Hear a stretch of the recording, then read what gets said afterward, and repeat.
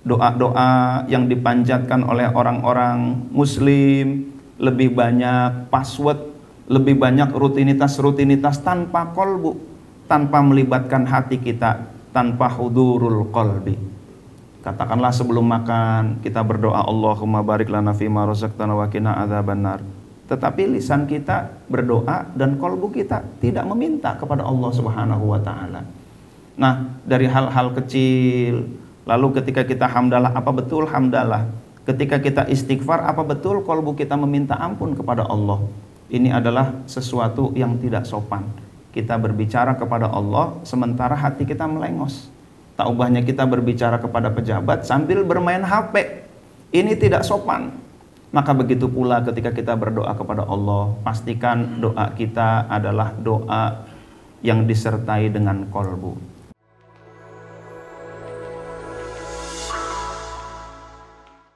Alhamdulillah, alhamdulillahilladzi an'amana bi ni'matil ijad wal imdad, alladzi nawwara qulubal arifin bil madad. Asyhadu an la ilaha illallah syahadatan la syarika lahul ahadus samad, wa asyhadu anna sayyidana Muhammadan abduhu wa rasuluhun nabiyyul ahmad. Allahumma salli wa sallim ala sayyidina Muhammad wa ala alihi wa sahbihi ila yaumil ma'ad. Amma ba'd, faya ayyuhal mu'minun, usikum wa nafsi bitaqwallah wattaqu yaumal mi'ad. Qala Allah ta'ala fil Qur'anil Karim, Rabbana innaka jami'un nasi liyaumil la raiba fih, innallaha la yukhliful mi'ad. Sadaqallahul azim. Hadirin sidang Jumat rahimakumullah, marilah kita pada siang hari yang barokah ini sekali lagi kita panjatkan puji syukur kehadirat Allah Subhanahu wa taala yang masih memberikan kesempatan kepada kita untuk memperbaiki diri, untuk kembali kepada Allah Subhanahu wa taala. Salawat dan salam semoga Allah limpahkan keharibaan baginda Nabi besar Muhammad sallallahu alaihi wasallam. Selanjutnya selaku khotib saya berwasiat pada diri saya pribadi dan hadirin sidang Jumat rahimakumullah, mari kita bertakwa kepada Allah Subhanahu wa taala. Rasulullah sallallahu alaihi wasallam bersabda sambil menunjuk ke dada sebelah kiri, at-taqwa hahuna. Takwa itu adanya di hati. Jadi mari kita memperbaiki hati kita agar ibadah-ibadah kita bernilai ketakwaan kepada Allah Subhanahu wa taala. Hadirin sidang Jumat rahimakumullah, pada kesempatan kali ini saya ingin menyampaikan dalil-dalil maupun kisah tentang perbaikan keturunan, di mana minimal setidaknya kalau diringkas menjadi 3 hal kalau kita ingin memperbaiki keturunan. Yang pertama, perbaiki makanan kita. Yang kedua, perbaiki doa kita. Dan yang ketiga, perbaiki pendidikan kita. Hadirin sidang Jumat rahimakumullah, mengapa demikian? Saya awali dari makanan dulu. Di mana Rasulullah sallallahu alaihi wasallam beliau bersabda, kullu lahmin nabata min suhtin fannaru aula bih. Setiap daging yang tumbuh dari sesuatu yang haram, maka neraka lebih utama baginya. Dalam hadis lain Rasulullah sallallahu alaihi wasallam bersabda, man akalal halala sofa dinuhu. Siapa yang makan makanan yang halal itu agamanya akan bersih, bawaannya mudah diajak kebaikan.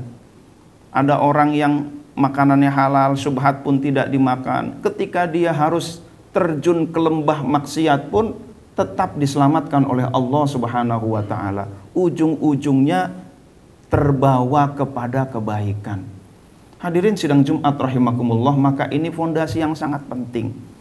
Bahkan bukan hanya makanan yang dimakan oleh anak itu, tetapi makanan yang dimakan oleh orang tuanya, bahkan kakeknya terus.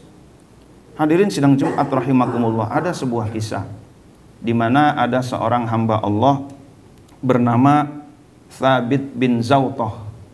Dalam riwayat lain namanya Thabit bin Abdullah. Suatu saat beliau sedang berjalan-jalan di tepi sungai dan cerita ini masyhur, ditemukanlah apel. Ketika ditemukan apel, dimakan baru sedikit, lalu dia sadar ini apel halal atau tidak. Jangan-jangan pemiliknya tidak ridho. Ditelusurilah sungai itu, lalu sampailah dia di sebuah kebun apel. Dan ditanya siapa pemiliknya. Ketika menemui pemiliknya, ia meminta diridhoi apel yang sudah dimakan meskipun sedikit. Singkat cerita, pemilik itu meridhoi dengan syarat menikahi putrinya yang tuli, buta, dan lumpuh. Singkat cerita lagi, ternyata Thabit bin Zautah menikahi putri pemilik kebun apel itu hanya untuk diminta diridhoi sedikit apel yang telah dia makan, dengan resiko yang begitu tinggi. Dan ternyata istrinya buta dari hal yang haram, telinganya tuli dari maksiat, kakinya pun tidak pernah pergi ke tempat-tempat maksiat. Pria suci menikah dengan wanita suci, maka lahirlah anak bernama Nu'man bin Thabit. Nu'man bin Thabit bahasa lainnya adalah Imam Hanafi.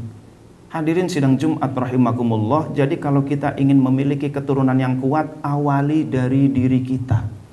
Awali dari kebersihan makanan kita.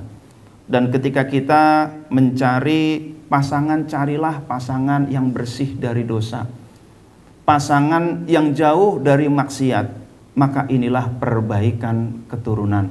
Hadirin sidang Jumat rahimakumullah, maka kita lihat ulama-ulama besar, jangan ditelusuri dari cara belajarnya saja. Lihat siapa orang tuanya. Orang tuanya adalah orang-orang yang bersih dari maksiat, bersih dari makanan yang haram bahkan syubhat. Rabi'atul Adawiyah, meskipun beliau tenggelam di dunia hitam, tetapi tetap saja Allah menjaga kemurniannya. Tetap saja Allah menjaga dirinya dari berbagai maksiat. Mengapa? Karena ayahnya jangankan makan yang haram, syubhat pun tidak dimakan. Hadirin sidang Jumat rahimakumullah, kita telusuri contoh yang lebih jauh lagi. Sayyidina Umar bin Khattab, suatu saat beliau keliling-keliling dan beliau serasa ingin mendengarkan di sebuah rumah yang sederhana. Lalu terdengarlah dialog di rumah itu antara ibu dengan anaknya. Lagi-lagi ini adalah kisah yang juga masyhur, barangkali sering kita dengar, tapi kita ambil hikmahnya. Saat itu ibunya berkata kepada anaknya, "Nak, campur susu jualan kita dengan air putih." "Sekali aja, Nak." "Enggak boleh, Bu." Umar bin Khattab Amirul Mukminin melarang. "Iya, tapi kondisi kita ini lagi susah. Sekali aja, kita masa susah terus." "Bu, Amirul Mukminin boleh tidak melihat kita, tetapi Allah Tuhannya Amirul Mukminin sedang melihat kita." "Tidak, Bu, tidak akan aku campur, Bu." Amirul Mukminin Umar bin Khattab menangis mendengar dialog tersebut. Beliau pun pulang dan segera menemui anaknya bernama Asim. Beliau berkata kepada Asim, "Wahai Asim, anakku, segera nikahi perempuan penjual susu itu. Aku yakin kelak akan muncul dari keturunannya generasi yang akan memimpin Arab dan Ajam." Maka singkat cerita, Asim menikahi putri tersebut yang bernama Fatimah, putri penjual susu yang sangat jujur tersebut. Dari pernikahan Asim dan Fatimah lahirlah perempuan bernama Laila. Laila nikah dengan Abdul Aziz bin Marwan dan lahirlah anak bernama Umar bin Abdul Aziz. Hadirin sidang Jumat rahimakumullah, kita lihat Sayyidina Umar.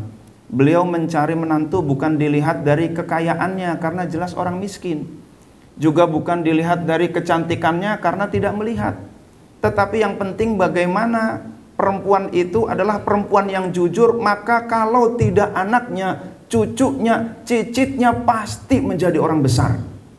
Hadirin sidang Jumat rahimakumullah, artinya kalau kita memperbaiki makanan kita sama dengan kita memperbaiki keturunan kita. Tetapi ketika kita lalai akan makanan kita, sama dengan kita merusak generasi-generasi kita. Hadirin sidang Jumat rahimakumullah, di dalam Al-Quran banyak contoh-contoh ketika anak disiksa di neraka, lalu anak itu komplain kepada Allah Subhanahu wa Ta'ala, "Ya Allah, aku begini karena orang tuaku tidak mendidik. Aku begini bisa jadi karena orang tua menyuplai makanan-makanan yang haram." Hadirin sidang Jumat rahimakumullah, maka yang pertama yang menjadi pondasi perbaikan keturunan adalah kita bersihkan diri kita, bersihkan perut kita dari makanan yang haram. Baik haram itu lidzatihi au li tariqati tahsilihi. Baik haram karena memang zatnya haram, atau haram karena cara memperolehnya dengan cara yang tidak baik, dengan cara yang haram. Hadirin sidang Jumat rahimakumullah, maka ulama-ulama besar mesti mereka tumbuh dari makanan orang tuanya yang halal, yang bersih dari haram maupun syubhat. Hadirin sidang Jumat rahimakumullah, maka penting bagi kita untuk mulai mawas diri, untuk menjaga diri, untuk memperhatikan makanan kita. Falyanzuril insanu ila ta'amih, maka hendaklah manusia memperhatikan apa yang dimakannya, bukan hanya halal tetapi juga thayyib. Hadirin sidang Jumat rahimakumullah, yang kedua adalah doa, di mana doa ini adalah silahul mukmin. Doa adalah senjatanya orang mukmin, tetapi senjata ini jarang dipakai oleh orang mukmin. Ingin punya anak soleh, tetapi doanya tidak dipanjatkan lahir batin. Iya, dia doa Rabbana hablana min azwajina wa dzurriyyatina, tetapi kolbunya tidak betul-betul meminta kepada Allah. Permohonan itu tidak dibawa saat tahajud. Permohonan itu betul-betul tidak dibawa saat kita bersama Allah sedang bermunajat. Doa-doa yang dipanjatkan oleh orang-orang muslim lebih banyak password, lebih banyak rutinitas-rutinitas tanpa kolbu, tanpa melibatkan hati kita, tanpa hudurul qalbi. Katakanlah sebelum makan kita berdoa, Allahumma barik lana fima razaqtana wa qina adzabannar. Tetapi lisan kita berdoa dan kolbu kita tidak meminta kepada Allah Subhanahu wa taala. Nah, dari hal-hal kecil. Lalu ketika kita hamdalah, apa betul hamdalah? Ketika kita istighfar, apa betul kolbu kita meminta ampun kepada Allah? Ini adalah sesuatu yang tidak sopan. Kita berbicara kepada Allah sementara hati kita melengos. Tak ubahnya kita berbicara kepada pejabat sambil bermain HP. Ini tidak sopan. Maka begitu pula ketika kita berdoa kepada Allah, pastikan doa kita adalah doa yang disertai dengan kolbu. Suatu saat ada seorang wanita ini menikah dengan seorang pria, dan ternyata wanita itu menjadi musuh keluarga. Karena tinggal di rumah besar, di rumah mertua, wanita ini jadi musuh keluarga. Ketika wanita ini pergi dari rumah, maka yang terjadi adalah menggunjing wanita itu. Itulah ritual yang biasa terjadi. Suatu saat sang suami mencoba untuk memperbaiki, menyampaikan, tapi lagi-lagi tidak berhasil. Lalu ada cara yang kedua yang dilakukan oleh suaminya. Ia tidak berbicara lagi kepada istri, tetapi ia berbicara kepada Allah yang maha membolak-balikkan hati, kepada Allah yang menentukan kebaikan istrinya, kepada Allah sang penentu solehahnya istrinya.